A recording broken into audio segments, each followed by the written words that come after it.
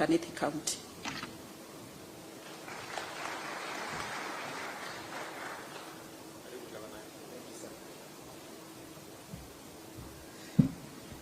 Your Excellency, the President of the Republic of Kenya, the Deputy President, and all protocols observed,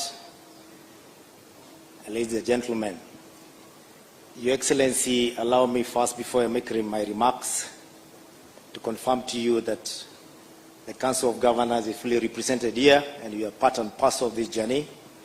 I am accompanied by the Governor for Kakamega, who is also Chair for Finance. We are also accompanied by the Governor of Narok and the COG Secretariat who are within us.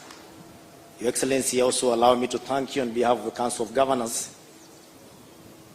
You know, we are not used to bills being signed in broad daylight in public, in glare of the public like this. We don't want to say the word, mostly they were being signed. And that is why you saw that when I came here first, I walked back and I went to the bill because we are not used to these things. Apologies for that.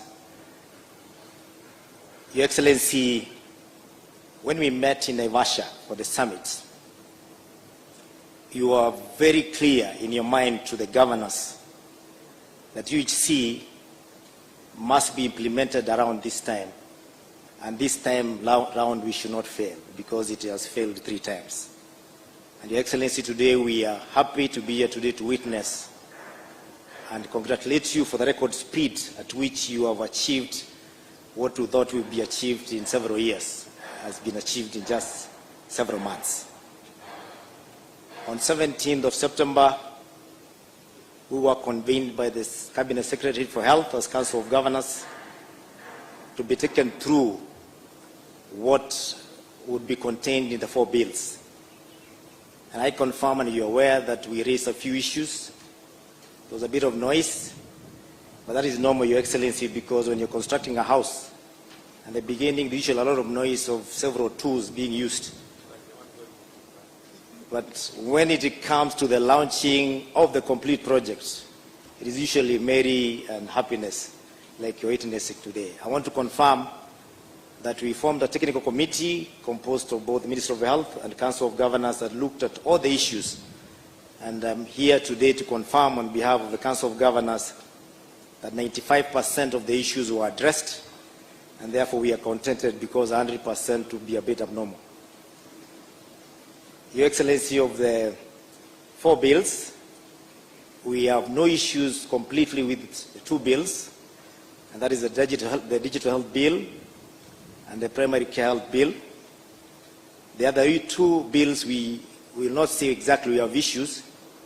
We only ask that we, in the state they are in at the moment, they may not be implementable, but the solution would be to have regulations made in the shortest time possible so that we can make them implementable in a better state. And I'm sure with all the speakers here and the leader of majorities, that is going to be achievable within the shortest time possible. I want to thank you on behalf of the Council of Governors for making it possible for our wananchi who have been dying under the burden of the bills that are usually in every village in Kenya, raising money for bills, for medical bills. It is now going to be a thing of the past because the social health insurance bill has ensured that we'll have more contribution by all Kenyans, because I don't see, even in the village, one who will not be willing to contribute 300 shillings just to secure the future of the family. We want to thank you most sincerely for that. And lastly, like the Chief Whip has put, one of the biggest killers or health hazards in Kenya is not really mistreatment, but it's usually misdiagnosis. And that happens because in our health space, at the primary level, right at the village, all patients normally have a piece of paper they normally call kitabu hospitali. It is usually very expensive in the village. They can't afford a whole exercise book. So you usually cut it into half or quarter, and they carry that as a medical record, and it's kept like a very valuable document. But Your Excellency, people can lose IDs and passports. What is a medical record? So people always find their way back to the hospitals without that record. You're in a different county, you are treated in another different county, you have no records, and when you give the story again, you may be given the same drugs you were given 10 years ago, which failed. And as a patient, you may not be able to know. With the digital health bill, it will not be possible for the doctor treating a patient in a different county to be able to access those medical records from another county and do the right diagnosis. That will save a lot of lives, and that is what the future holds for Kenyans. And we can't thank you enough for realizing that health is one very critical thing you'll have for your people above anything else. And as finished, Your Excellency, they say that when you want to kill a dog, you give it a bad name. We had a famous or infamous,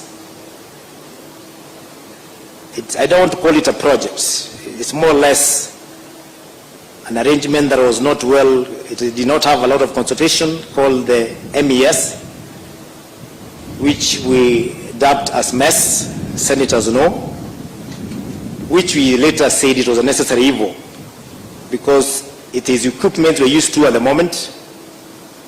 We are aware they may not be being conceived with a lot of consultation, but they are there with us and we can't do without them. Even as you put this together, Your Excellency, we ask you kindly to find it within your heart, not to abandon counties in this very hour of need, because they may not be able to afford the MES at the moment. Please just give it another name and roll it out to the counties so that you can save the lives. Thank you very much, and may God bless you, sir.